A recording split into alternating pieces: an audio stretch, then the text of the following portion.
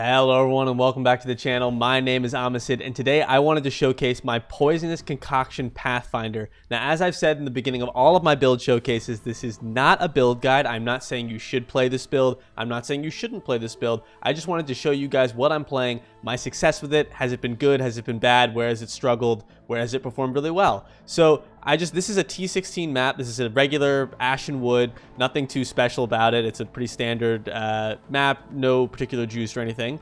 And you can see the clear speed is pretty good. I actually made some upgrades. So if you've been watching my stream the last few days, you'll notice that my build has struggled a little bit on some later end bosses, but clear speed has always been pretty consistently good. I actually made some slight tweaks to the build off stream that I haven't shown anybody yet in terms of gear changes. So it's a little different than what you might have seen on stream, but either way, it's a pretty strong, I would say a very strong clear speed build. You can see here it's pretty much blitzing through this T16 with very little effort.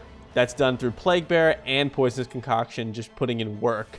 My DPS, as you'll see, my POB is just about 2.6 mil. I was about to say 2.6k, 2.6 mil, which is I think respectable given I believe. So I've spent roughly, I want to say 6x on the build. However, I 6-linked my own chest, so if you were to add the cost of just buying that in, it's probably closer to 15x, 12 to 15x. And I feel pretty good with where I'm at in terms of clear speed. You see I just killed the boss, and that is pretty good clear speed, I thought, in terms of that.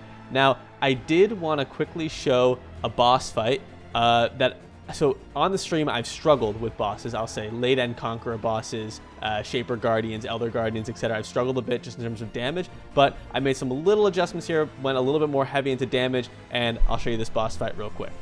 Here we go. I'm starting off the boss, and you can see I've wound up. I don't have my Plague Bearer even set to wind because I had to get some damage up on it. But you see, I'm actually doing some pretty good damage against Al-Hezmeen, excuse me.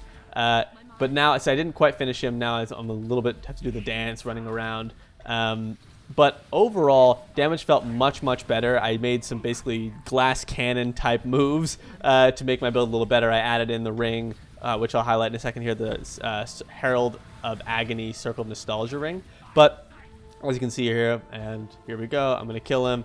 He dies here in just a second, and he's dead.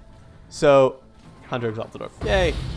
But anyway, so that's a boss fight. Now let's quickly jump into my gear. Alright everyone, we are back. Now taking a look at my gear here, let's start off here. I will also note that I did base this character off of Isoro's build guide. I'll have a link to that guide in the description. It's a fantastic build guide. That was kind of like the foundation for starting off the character. I used the guide pretty strictly up through at least yellow maps, I believe, white yellow maps in terms of just understanding gear, so I could really understand and get a feel for the character. And since then I've kind of been varying a bit, making some changes here and there, looking at what people are playing on PoE Ninja, etc. But that was the foundation, and I want to give credit where credit is due, so I'll have a link in that description. Fantastic build guide, fantastic video, great creator for those who don't know him.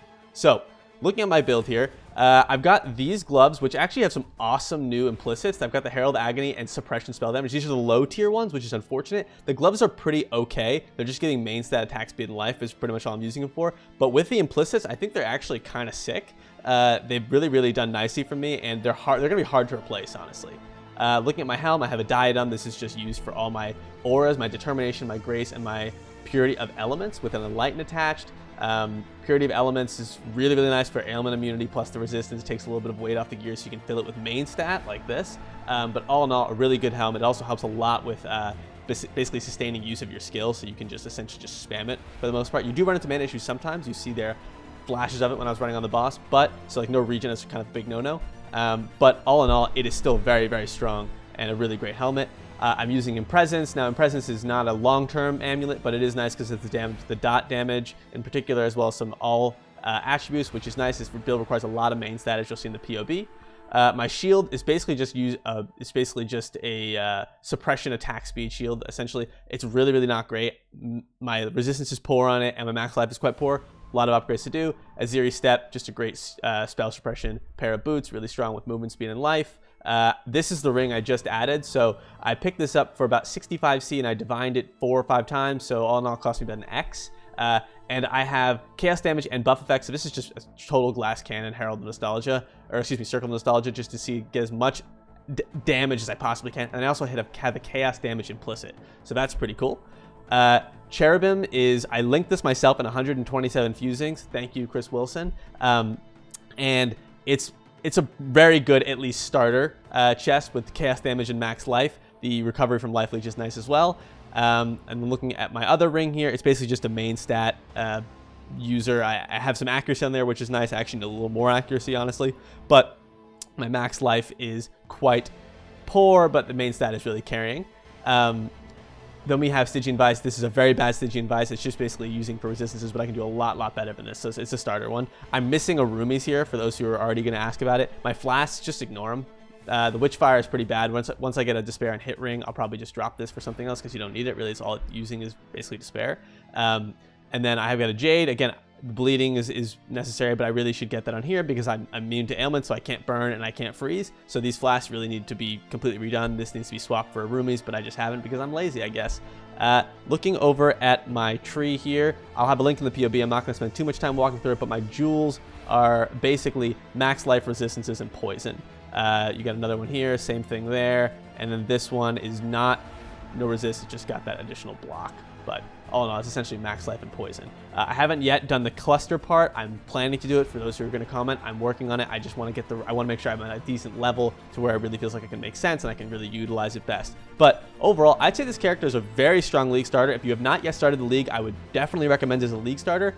But I will caveat it and say again, I'm not saying this is a build guide. I don't want you to say, oh, you know, he said it was a good league starter, and I hate it. Don't, please don't yell at me, essentially. I think it's fun. I've enjoyed it. I've been playing it like crazy. I've been loving the league. I would love to know what you guys started. Did you start Poisonous Concoction? Let me know in the comments, and I will catch you guys in the next one.